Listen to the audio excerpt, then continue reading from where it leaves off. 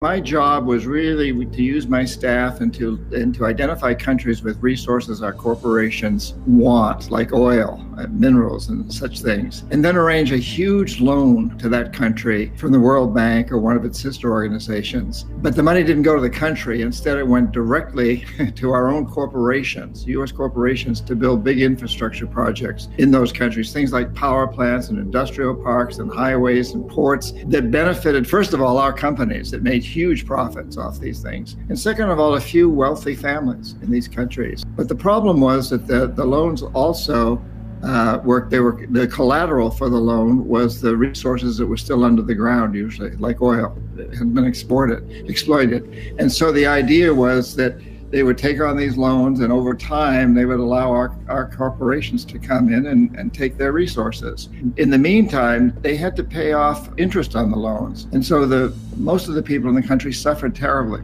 Money was diverted from education, healthcare, and other social services to pay off the interest. So we'd go back in, usually under the guise of the International Monetary Fund policing organization, and say, okay, so you're not paying off your loans, so you sell your oil real cheap to our corporations without environmental or social regulations. Let the United States build a military base on your soil.